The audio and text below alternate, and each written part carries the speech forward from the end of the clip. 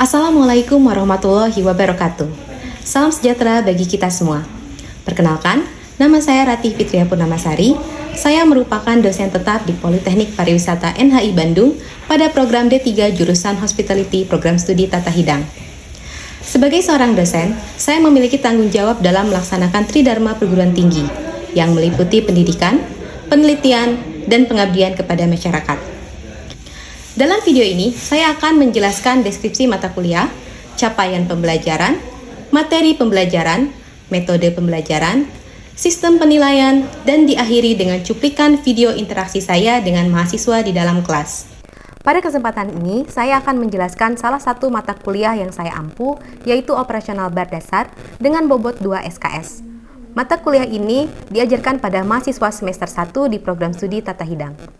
Pada mata kuliah ini, mahasiswa akan mempelajari pengetahuan dasar dalam mempersiapkan area bar dan area layanan makanan dan minuman, serta menguasai teknik pembuatan dan penyajian minuman non-alkohol dan beralkohol.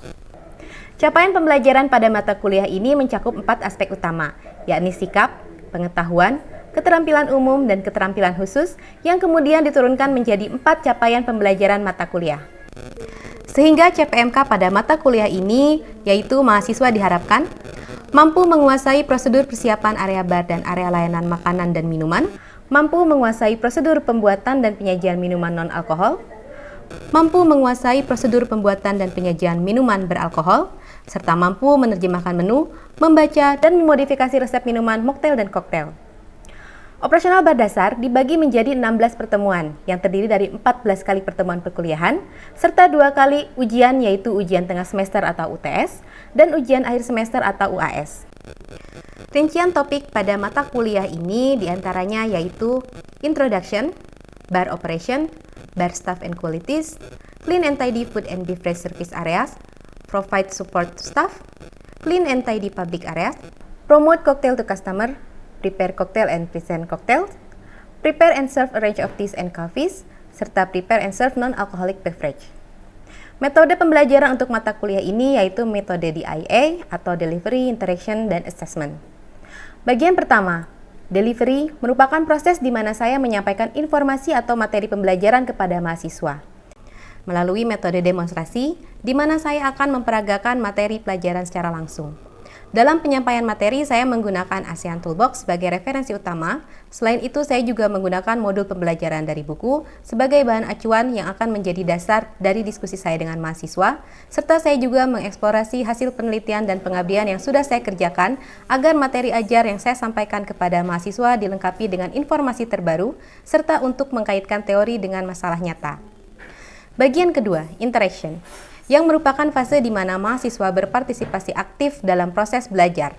Selama perkuliahan, interaksi antara dosen dan mahasiswa akan menjadi fokus utama, karena mata kuliah Operasional Bar Dasar ini merupakan mata kuliah praktik, yang mana bukan hanya mendorong adanya diskusi aktif dan tanya jawab, namun disertai dengan metode eksperimen, di mana mahasiswa berkesempatan untuk melakukan percobaan pembuatan produk minuman secara langsung.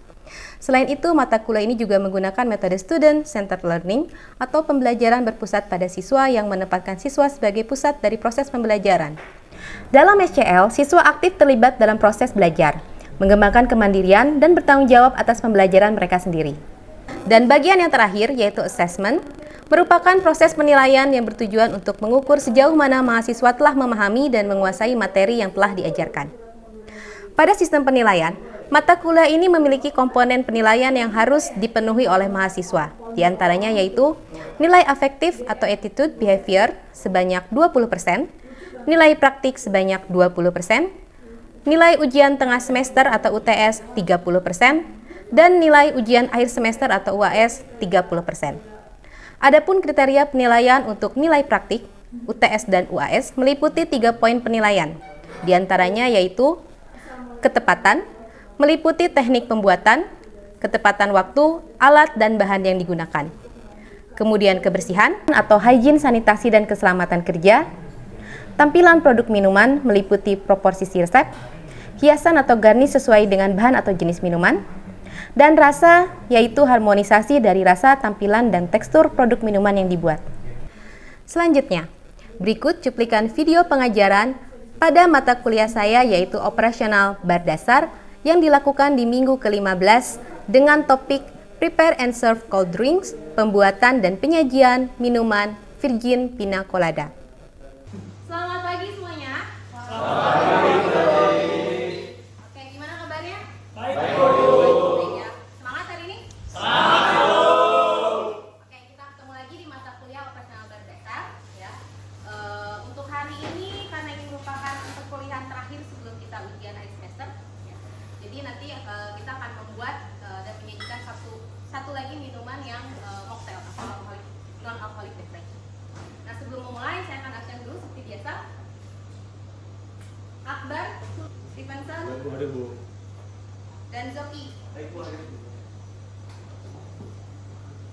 Oke. Terima kasih yang sudah hadir pada hari ini. Oke, teman-teman, sebelum kita mulai, saya mau review dulu. Pertemuan minggu lalu kalian membuat minuman apa? Ya, Minggu lalu kita membuat mojito dan virgin mojito. Oke, mojito dan virgin mojito. Mungkin di sini ada yang masih ingat. Untuk virgin mojito ingredientnya apa saja? Ibu, untuk virgin mojito itu kita pakai daun mint, lalu pakai lime juice, Ya. dan top up with soda water. Oke. Dan simple Simple. sirup. Oke, terakhir. Untuk metode pembuatan virgin mojito, metodenya apa? Virgin bu menggunakan metode muddling. Ya, menggunakan metode muddling. Jadi kalian di sini masih ingat, tapi jangan sampai lupa resipi yang sebelumnya. Itu juga harus diingat.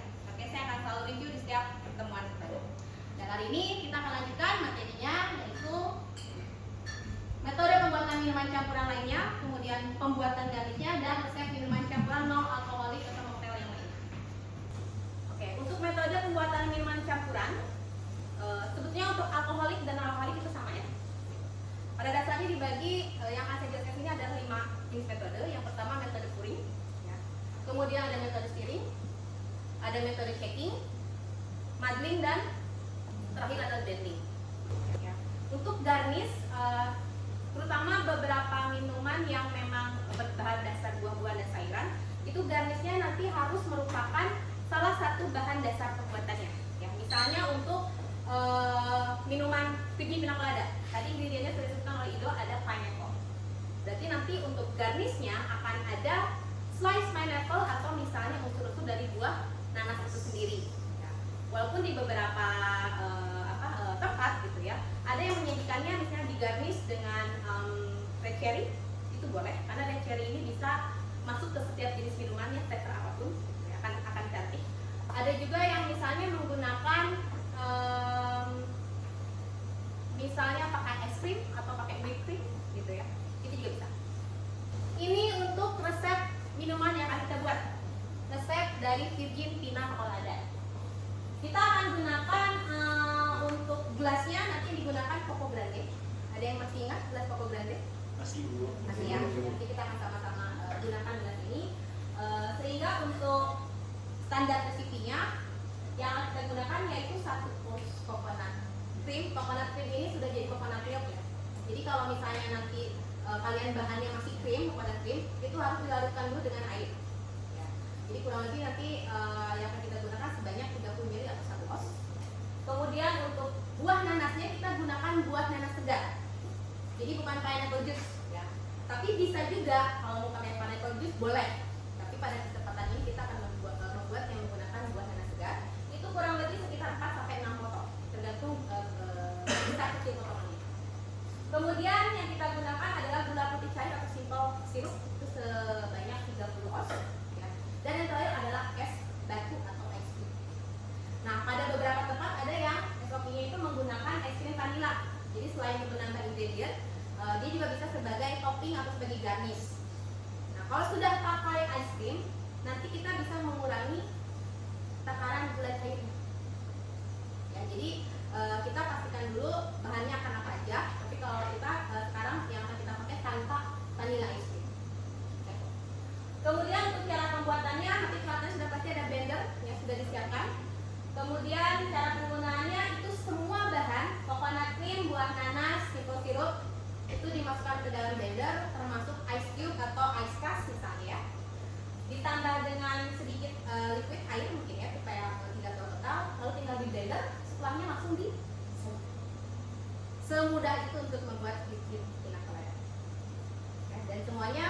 blending method. Oke? Udah? Udah ya? Oke, nanti kita coba satu-satu ya. Sebelum kita coba ada yang pengen sampai sini? Ibu cukup jelas Ibu. Cukup jelas ya? Baik, saya akan demonstrasikan. Setelah ini kita akan pindah ke area bar counter ya. Jadi semuanya boleh langsung bergeser. Mari. Oke, sudah siap ya? Kita akan langsung praktek. Saya akan mendemonstrasikan pembuatan dan penyajian minuman apa? Pina colada. Virgin Pina Colada.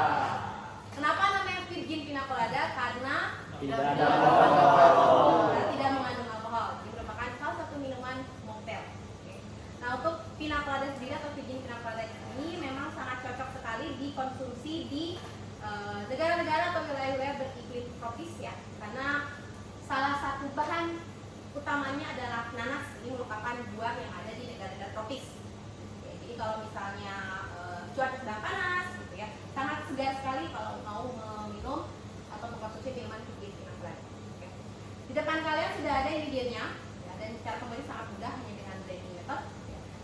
Saya akan langsung membuat. Sebelumnya jangan lupa memperhatikan prinsip hygiene dan sanitasi. Ya. Jangan lupa cuci tangan dulu sebelum kalian membuat minuman. Oke. Tadi cara pembuatannya apa saja? Memasukkan semua ingredient ke dalam blender.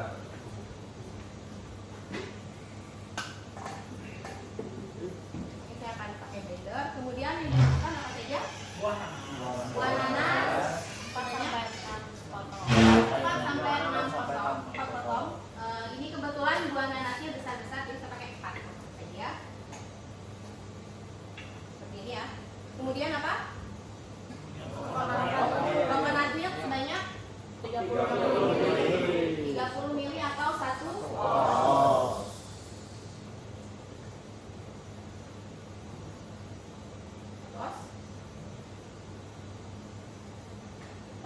Kemudian masukkan simple syrup 1 oz.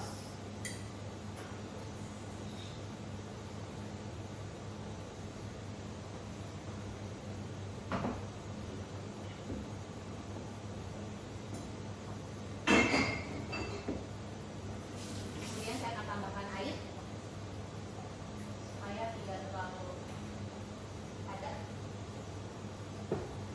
1 oz. Dan sisanya ice cube atau ice crust. Ini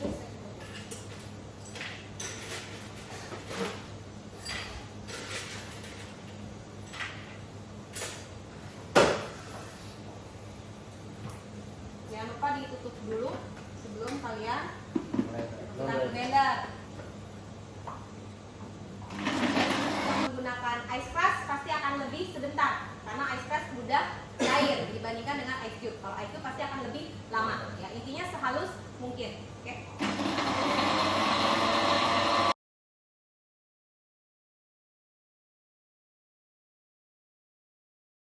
Untuk pembuatan Virgin Pina Colada dengan menggunakan metode blending ya, dengan bahan-bahan yang tadi sudah saya sampaikan.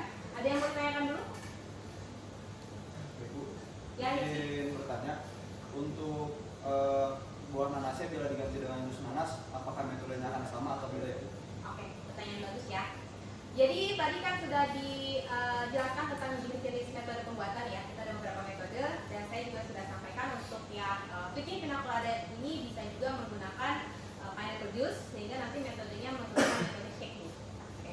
Sekarang saya akan praktikan, ini demonstrasikan supaya kalian nanti bisa boleh milih ya. Nanti di akhir sesi kita akan eksperimen masing-masing. Nanti ada yang mau menggunakan metode blending silakan, ada yang menggunakan metode shaking juga boleh. Oke. Sekarang saya akan menggunakan metode shaking. Di sini alat yang digunakan berarti shaker.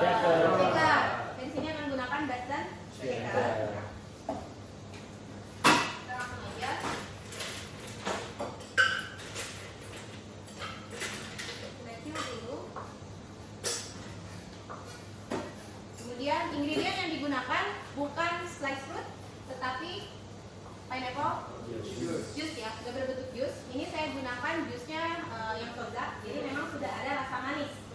Ya, jadi nanti kalian juga harus mengetahui karakteristik dari bahan-bahan yang kalian gunakan. Karena sudah pakai pineapple juice yang berasa manis, nanti untuk ingredient atau komposisi simple sirupnya saya kurangin jadi setengah. Dia tidak terlalu manis. Pineapple juice yang saya gunakan kurang lebih sekitar 3 oz untuk gelas pomegranate ya. Berapa oz? 3 oz. Kemudian coconut cream atau coconut milknya berapa? 1 oz. Oz. Terakhir simple sirup. Setengah oz.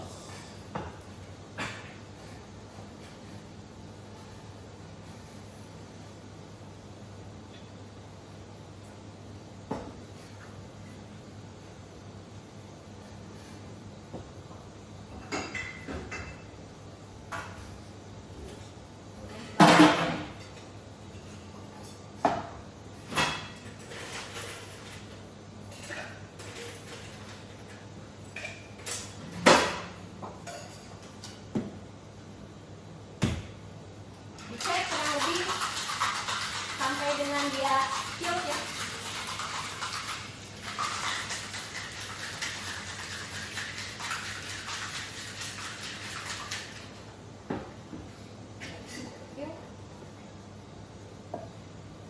Kemudian kita akan gunakan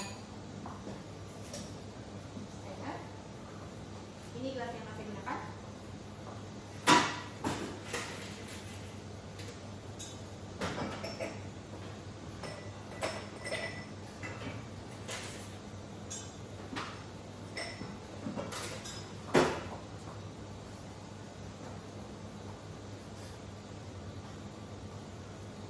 Tambahan untuk garnishnya saya akan menggunakan whipped cream ya. Baik Ibu. Kalian bisa pakai ice cream, vanilla ice cream misalnya.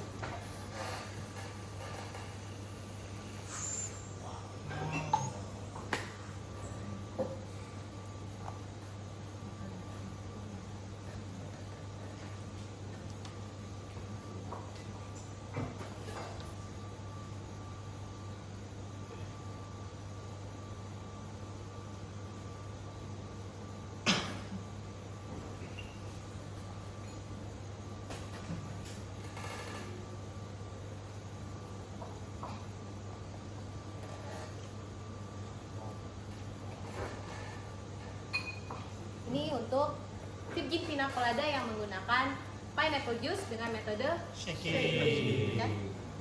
Oke, itu aja dari saya. Selanjutnya mungkin untuk yang eksperimen, siapa yang mau mencoba? Aku. Evelyn ya. Kemudian dilanjutkan dengan Kafka. Gitu. Nanti Evelyn boleh pilih mau pakai metode yang mana? Blending. Yang blending. Kafka pakai metode apa? Berarti saya shaking, Bu. Shaking ya, boleh. Oke. Yang mau langsung ke sini? Parah nih.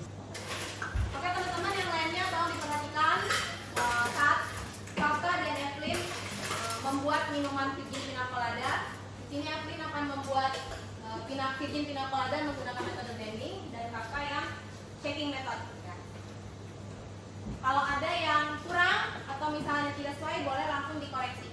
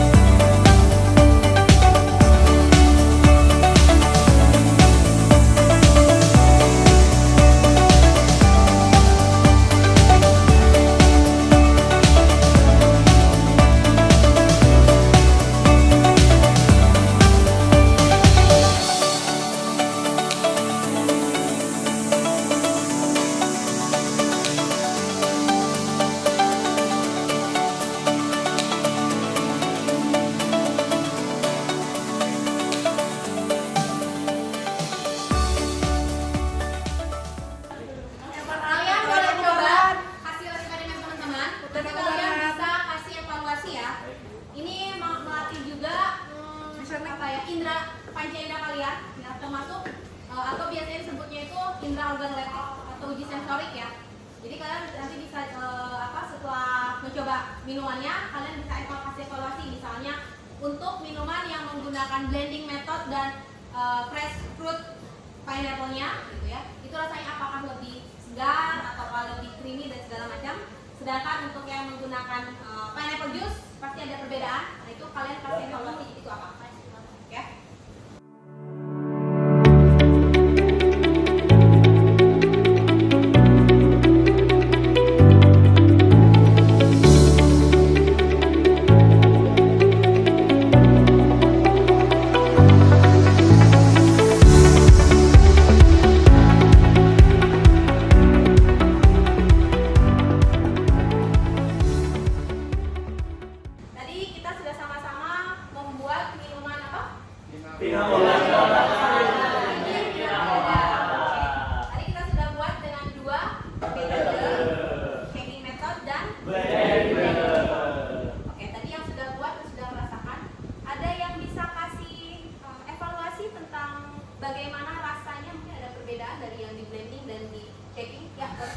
Jadi kalau untuk saya sendiri itu dari dua metode itu cukup berbeda Ibu ya, terutama dari konsistensi liquid. Karena dari blending method sendiri menggunakan potongan nanas pure, sedangkan dari shaking sendiri menggunakan liquid yang langsung sudah jadi menggunakan pineapple juice. Jadi tingkat konsistensinya pun lebih kental yang menggunakan blending dibandingkan yang shaking. Oke, secara rasa bagaimana? Keduanya bagaimana? Enak atau? Enak Bu. Secara komposisi rasanya? Kepaduannya pas? Apa ada yang kemanisan atau terlalu creamy? Enggak gitu. Karena tadi saya coba pakai metode blending terus ditambah es krim, jadi si sentimen aqua itu lebih creamy. Karena ada tambahan tadi di toppingnya dengan es krim pasti akan mengubah rasa ya. Termasuk jika kita di toppingnya menggunakan whipped cream itu pun akan mengubah tekstur dan rasa pasti akan menjadi lebih creamy ya. Makanya tadi pemakaian bahan kita harus tahu dulu ya kalau kita mau membuat suatu produk harus tahu dulu karakteristik bahannya apa supaya nanti tidak ada ibaratnya rasa yang terlalu dominan atau menyimpang. Jadi rasa yang ingin kita munculkan di minuman Fiji Pina Colada ini sudah pasti ada rasa fresh, segar dari buah nanasnya ya, dan juga ada rasa creamy dari penggunaan coconut. Ya, seperti itu, tapi keduanya harus balance ya. Tapi so far tadi kalian sudah praktikan dan berarti rasanya bisa kita terima ya. Jadi dengan resep tadi berarti semuanya berhasil ya eksperimennya gitu ya. Jadi itu saja, mungkin ada pertanyaan Bu untuk Fiji Pina Colada? Kapan ya? Udah dibuat ya? Oke. Kalau sudah, ini kita tutup saja ya. Karena ini tadi pertemuan terakhir. Sebelum puas, minggu depan kita sudah puas dan puasnya akan puas praktik. Di sini saya jelaskan kembali tentang kriteria penilaian dan teknis pekerjaan puasnya ya. Seperti UTS yang lalu, berarti puasnya akan praktik. Nanti akan ada beberapa jenis bahan yang akan di-display di bar counter ya. Nanti kalian boleh dilihat dulu sebelum mulai bahannya apa saja. Kira-kira dengan bahan tersebut akan membuat apa itu nanti tergantung dari yang saya instruksikan ya.